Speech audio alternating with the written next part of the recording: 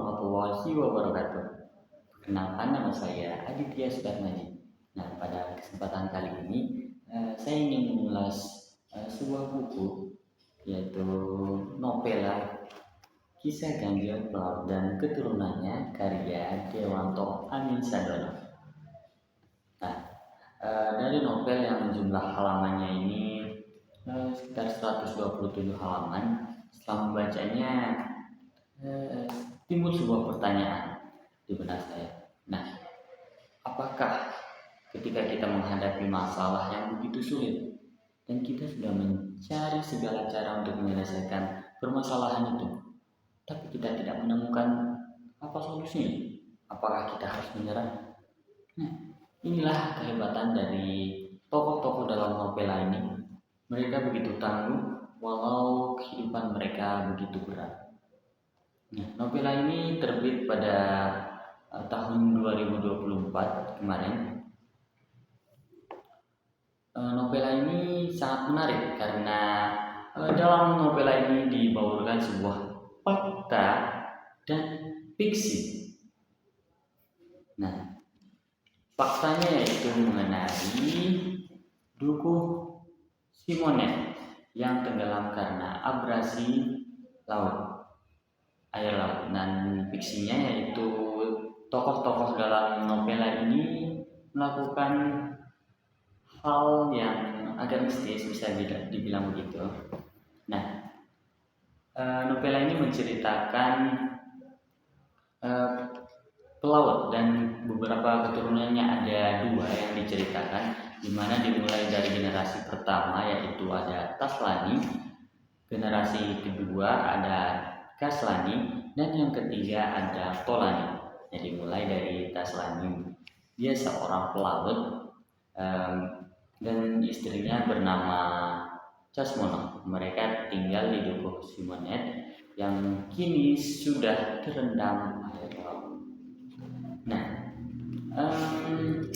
pekerjaannya sebagai pelaut mencari ikan di tengah laut. Walau angin deras, ombak deras, dia harus tetap bekerja untuk menafkahi keluarganya. Dan dia mempunyai seorang anak dari keturunannya yaitu Kaslan. Nah, tapi ada permasalahan yang timbul dalam kehidupan mereka.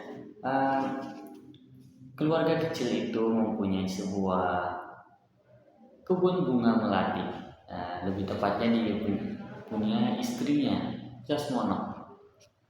Nah, taman ini atau taman bunga ini sangat disayangi oleh istrinya. Nah, Taslani sebagai seorang suami tentu tidak membiarkan hal itu terjadi. Taman bunga ini dia ingin dimakan habis oleh abrasi air laut. Nah, kemudian Taslani mencari segala cara untuk menyelesaikan permasalahan itu, seperti datang ke dukun untuk meminta jampi-jampi, tapi tidak berhasil. Kemudian dia membuat bendungan untuk menangkal air laut, tapi tidak berhasil juga. Yang ketiga, dia datang ke Dewi Lancar, dan apa yang terjadi? Dia tidak pernah kembali ke rumahnya. Nah, dan hal yang sama terulang lagi kepada Kaslani, anaknya. Dia menjadi nelayan, kemudian berusaha menyelamatkan taman itu atau taman bunga itu pergi ke kiai untuk meminta jambi-jambi, kemudian pergi ke Dewi Lanjar, dan apa yang terjadi? Sama seperti ayahnya, dia hilang tanpa kabar, meninggalkan keluarga dan keturunannya, yaitu Tolani. Nah, disinilah mulai ada perubahan dalam keluarga ini. Tolani tidak lagi menjadi seorang pelaut atau nelayan, tapi dia menjadi dia bekerja di sebuah bengkel. Mengapa? Karena Tolani ini dia berpendidikan sampai ke tingkat SMA, tidak seperti ayah dan kakeknya. Dan apa yang terjadi di akhir cerita? Tolani dan Caslani pulang ke rumah dengan keadaan yang sudah tua, tidak berdaya.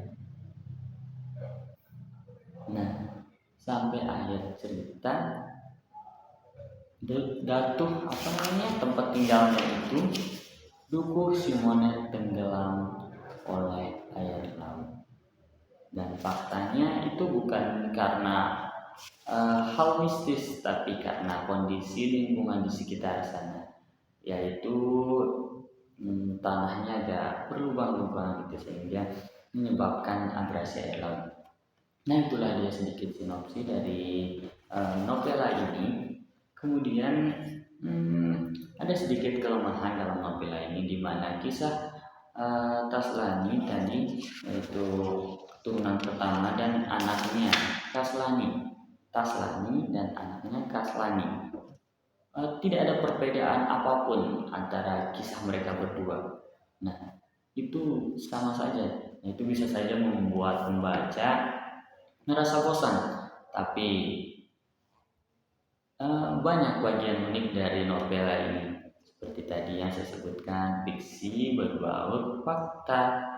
Kemudian banyak lagi seperti kisah keluarga ini yang menarik sekali. Dan keturunan, dan novela ini juga disebut-sebut sebagai peramal karena dia meramalkan kondisi dari Dukuh Simone. Sangat luar biasa, bukan? Tunggu apa lagi teman-teman, mari bacalah novela ini karya Dewanto Anansadono. Sampai jumpa di kesempatan berikutnya. Sekian, wassalamualaikum warahmatullahi wabarakatuh.